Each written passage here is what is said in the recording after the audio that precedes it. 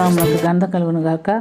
విలాప వాక్యము 2వ అధ్యాయం 7వ వాక్యం మనం చదువుకుంటున్నాం. ప్రభువు తన బలిపీఠమును విడనాడిను, తన పరిశుద్ధ స్థలమునందు అసహించుకొనిను, దాని నగరుల ప్రాకారములను శత్రువుల చేతికి అప్పగించెను. ఇర్మియా ప్రవక్త ద్వారా రాయబడినటువంటి విలాప వాక్యం మనం ఇక్కడ గమనిస్తున్నాం.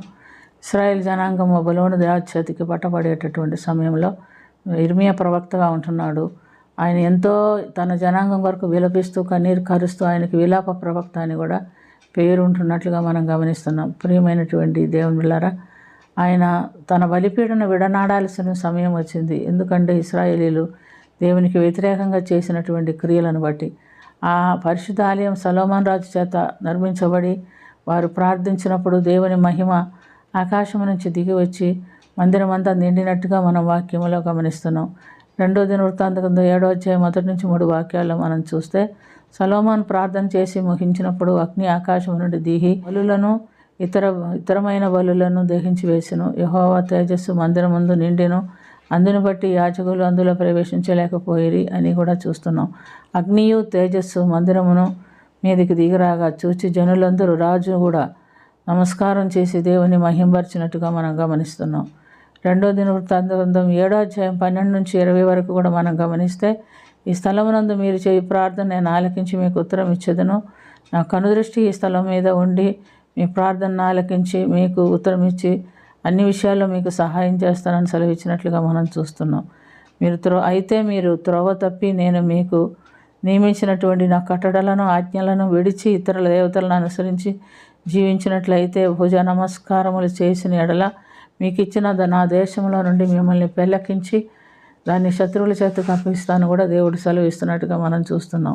ప్రియమైనటువంటి దేవుని బిడ్డలారా, 2వ దినవృత్తాంత గ్రంథము 36వ అధ్యాయం 15-21 వరకు మనం చూసినప్పుడు దేవుని మాట అక్కడ నెరవేరుతున్నట్టుగా మనం చూస్తున్నాం. దేవుడు వారిని ఆశీర్వదించి పాలు తేనెలే ప్రవహించు దేశమునందు వారిని నివసింప చేసినప్పుడు వారు కాలక్రమేణా దేవుణ్ణి మర్చిపోయి దేవుణ్ణి విడిచిపెట్టి విగ్రహారాధన చేస్తున్నట్టుగా మనం చూస్తున్నాం. అలా చేయడం ద్వారా దేవుని యొక్క ఉగ్రత వారి మీదకి వచ్చింది. మరి దేవుడు బబులోను రాజు అయినటువంటి నెబుకద్నెజరును పంపించి తన పరిశుద్ధ మందిరమును పడగొట్టించాడు. తర్వాత యువతులనేమి యవ్వనులేమి అందరినీ పరిశుద్ధ మందిరమందు ఖడ్గం చేత చంపించారు. విశేషంగా మిగిలిన వారిని బానిసలుగా వాళ్ళ దేశంలోనికి పట్టుకొని పోయాడు. మందిరంలోని సమస్తమైనటువంటి శ్రేష్టమైన ఉపకరణములన్నిటినీ ఎత్తుకొని పోయాను అని మనం గమనిస్తున్నాం. ప్రియమైనటువంటి దేవుని బిడ్డలారా, మనకైతే దేవుడు ఒక మాట సెలవిస్తున్నాడు.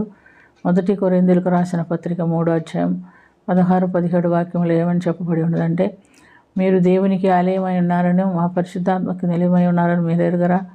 మీ దేహమే దేవునికి పరిశుద్ధ ఆలయం అని దేవుడు చెప్తున్నాడు. ఎవడైనాను నా ఆలయమును పాడు చేస్తే వాడిని నేను పాడు చేస్తానని చెప్పబడి ఉన్నది. ఈ దినము మన దేహమని దేవాలయంలో పరిశుద్ధాత్ముడు నివసించడానికి ఇష్టపడుతున్నాడు. అయితే మనం పరిశుద్ధంగా జీవించినట్లా పరిశుద్ధుడు మనతో కూడా ఉంటాడు, లేకపోతే ఆయన మనల్ని విడిచిపెట్టేస్తాడు. ఈ దేహాన్ని అపవిత్రంగా వాడుకుంటే దేవుడు ఏమంటున్నాడు, ఎవడైనాను నా ఆలయమును పాడు చేస్తే వాడిని నేను కూడా పాడు చేస్తాను. పాడు చేయటం ఏమిటి? పాడైన పోయిన వాటిని మనం కాల్ చేస్తాం, అనగా నిత్య నరకాగ్నికి వారసులం అవుతామని దేవుడు ఇక్కడ మనకు సెలవిస్తున్నాడు. కాబట్టి ప్రియమైనటువంటి దేవులారా, మనము ఈ దేహం అనే దేవాలయమును పరిశుద్ధంగా కాపాడితే, పరిశుద్ధంగా దేవుని కొరకు కాపాడుకుంటూ జీవిస్తే దేవుడు మనల్ని నిత్య జీవంలోకి తీసుకెళ్తాడు. నిత్య జీవంలో ప్రవేశించేదానికి వీలవుతుంది. అలనాడు వాడు దేవుని కట్టడలు అనుసరించకపోయినందుకు దేవుని ఉగ్రత కోపం వారి మీదకి వచ్చినట్టుగా మనం చూస్తున్నాం. అలాంటి కోపం ఉగ్రత మన మీద రాకుండా మనం ఎంతో జాగ్రత్తగా దేవుని కొరకు పరిశుద్ధంగా జీవించేవారుగా ఉండాలని దేవుడు హెచ్చరికిస్తున్నాడట. ధన్యకరమైన జీవితం దేవుడు మనకు దయచేయనుగాక. ప్రార్థన చేసుకుందాం. ప్రేమ కలిగిన తండ్రి, నువ్వు మమ్మల్ని ప్రేమించి మాకు ఇచ్చినటువంటి దేహము నీకు దేవాలయం అని మీరు సెలవిచ్చి ఉండగా అందులో మీరు నివసించి మమ్మల్ని నిత్య జీవించే వరకు కూడా నీకు ఇష్టమైన జీవితం మేము జీవించినట్లుగా మాకు అందరికీ సహాయం చేయమని దీవించమని యేసు పరిశుద్ధ నామమున మిక్కిలి వినయంతో అడిగి వేడుకొనుచున్నాము తండ్రి. ఆమేన్.